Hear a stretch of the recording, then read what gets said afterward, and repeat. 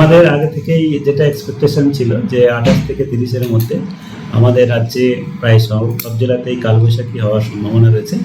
সেটা গতকাল কিছু কিছু জেলায় হয়েছে এবং আজকেও প্রায় বেশিরভাগ জেলাতেই দক্ষিণবঙ্গের কালবৈশাখী হয়েছে। তার সঙ্গে আমাদের কলকাতাতেও আজকে দুপুরবেলায় কিছুক্ষণ আগে হয়েছে। সেটা যেটা হয়েছে কলকাতাতে আমাদের 2:47 নাগাদ দুপুরে আমাদের সর্বোচ্চ বাতাসের গতিবেগ 88 কিলোমিটার/আওয়ার বেগে আছে। আর এটা 2 মিনিট স্থায়িত্ব ছিল, একটু কালবৈশাখী ঝড় যেমন হয়, আর এর সঙ্গে সঙ্গে বৃষ্টিও হয়েছে। আর এখন আমাদের যেটা পূর্বাভাস রয়েছে আগামী কয়েকদিনের, তাতে আগামীকাল ও বজ্রবিদ্যুৎ সহ বৃষ্টিপাত কিছু কিছু জেলায় হবে। তবে আজকে যেভাবে ঝড় বৃষ্টির পরিমাণটা বেশি ছিল সেই তুলনায় একটু কম থাকবে। আগামীকাল আমাদের 40 থেকে 50 কিলোমিটার পর্যন্ত কিছু কিছু জেলায় বজ্রবিদ্যুৎ সহ বৃষ্টিপাত, দমকা হওয়ার সম্ভাবনা বলা হয়েছে। এগুলি হচ্ছে আপনার ইস্ট ওয়েস্ট মেদিনীপুর, ঝাড়গ্রাম, পুরুলিয়া, বাঁকুড়া, পশ্চিম বর্ধমান, বীরভূম, মুর্শিদাবাদ এবং পূর্ব বর্ধমান।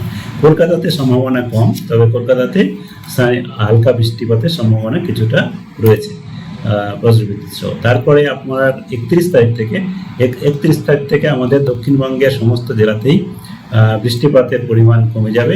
কেবলমাত্র বিক্ষিপ্ত হবে, 1-2 জায়গায় পড়ে থাকবে, আর বেশিরভাগ জায়গাতেই শুষ্ক থাকবে।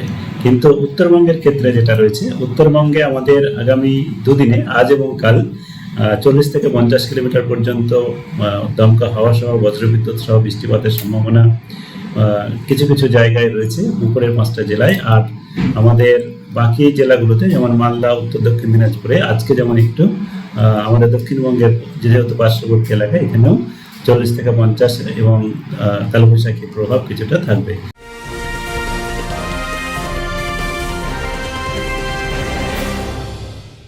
ক্রিয়েটিভ ক্যারিয়ার শুরু করতে চাও?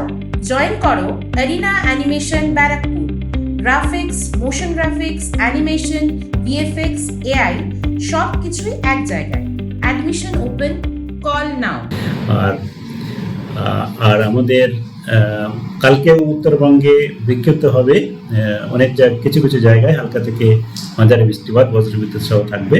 উত্তরবঙ্গে আপনার 31 আর 1 এই দুদিন কম থাকবে, আবার 2 তারিখ থেকে উত্তরবঙ্গে বৃষ্টিপাতের পরিমাণ বাড়বে, মূলত উপরের 5টা জেলায়। 2 তারিখ থেকে 5 তারিখ পরের 3-4 দিন পর্যন্ত আমাদের যেটা 7 দিনের মধ্যে পড়ে, সেখানে অনেক জায়গাতেই বজ্রবিদ্যুৎ সহ হালকা থেকে মাঝারি বৃষ্টিপাতের সম্ভাবনা থাকছে।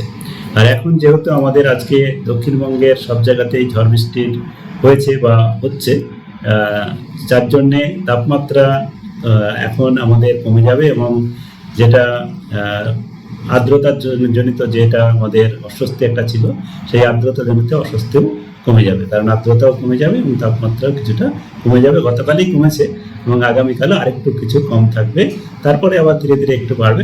সর্বমোটভাবে খুব বেশি তারতম্য হবে না, কারণ আমাদের সর্বোচ্চ তাপমাত্রাটা খুব একটা বেশি তো ছিল না, কিন্তু আর্দ্রতাটা বেশি ছিল। তবে আর্দ্রতায় বৃষ্টিপাতের ফলে আবার কমে যাবে, তার জন্যে স্বস্তিটা ফিরবে। হ্যাঁ, মৌসুমী বায়ুর এখন আমাদের যেটা প্রায় আমাদের মূল ভূখণ্ডের কাছাকাছি এলাকায় এসে গেছে, যেটা আমাদের আরব সাগরের অঞ্চল এবং বঙ্গোপসাগরের অঞ্চলে পড়ে, যেটা আমাদের লাক্ষাদ্বীপ এরিয়া ওই সব অঞ্চলে, এবং আগামী 2-3 দিনে আরও কিছুটা অগ্রসর হওয়ার সম্ভাবনা রয়েছে।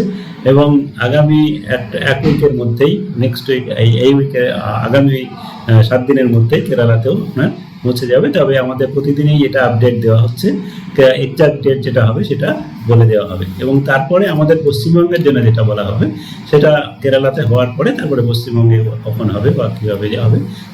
তবে কেরালার সাথে সাথে আগামী 1 উইকের মধ্যে আমাদের যেটা নর্থ ইস্টার্ন স্টেট, সেই সব জায়গাতে ঢুকে যাওয়ার সম্ভাবনা রয়েছে। অলরেডি আমাদের বঙ্গোপসাগরে কিছু কিছু জায়গায় এসছে, তার জন্যই আমাদের যদি আমার উপকূল অঞ্চলে, যেমন আমাদের দেশের মধ্যাংশ বা মধ্যবর্তী রাজ্যগুলোতে যেটা আমাদের তাপপ্রবাহ চলছে, কিন্তু আমাদের রাজ্যে কিন্তু সেইভাবে তাপমাত্রা কিন্তু বাড়েনি। এর মূল কারণ হচ্ছে আমাদের বায়ুর নিম্ন স্তরে দক্ষিণ দিকে থেকে বাতাস আসছে, তার জন্যে চলে অবশ্য আসছে, কিন্তু তাপমাত্রাটা খুব বেশি বাড়তে পারেনি, তার জন্যেই সেটা হয়নি। আর এখন আমাদের এটা চলতে থাকবে। মৌসুমি বায়ু যেটা আমি বললাম যে কেরালাতে হওয়ার পরে তারপরে যেমন অগ্রসর হয় তেমনভাবে বলা হবে পশ্চিমবঙ্গে, তারপরে অবশ্যই আগে প্রথমে কেরালাতে আসতে হবে, তারপরে আমাদের বলা হবে। মেঘবেলা লাইভে আপনার পছন্দের টিভি চ্যানেলস সম্পূর্ণ বিনামূল্যে শুধুমাত্র মেঘবেলা ব্রডব্যান্ডের কানেকশনের সঙ্গে। মেঘবেলা ব্রডব্যান্ড, বাংলার ঘরে ঘরে। উত্তর 24 পরগনা ও তার আশপাশের এলাকার মানুষের সেবায় ক্যাথল্যাবের মতো অত্যাধুনিক সুবিধা নিয়ে পরিষেবায় ব্রতী সারদা মাল্টি স্পেশালিটি হাসপাতাল। একই ছাদের তলায় মানুষ সাধারণ চিকিৎসা থেকে শুরু করে 24 ঘন্টা ক্যাথল্যাব, এমআরআই, সিটি স্ক্যান, এনআইসিইউর মতো সুবিধা। এবার থেকে পেয়ে যাবেন সারদা মাল্টি স্পেশালিটি হাসপাতালে। প্রয়োজনে যোগাযোগ করুন 033-2592-0730, 2593-0730, 2593-3562 ও 9331275635 নম্বরে। আমাদের ঠিকানা royal park, Kalyani expressway, Barrackpore, Kolkata 7,121,000। Sarada multi speciality হাসপাতাল, পরিষেবাই হোক আমাদের মূল লক্ষ্য।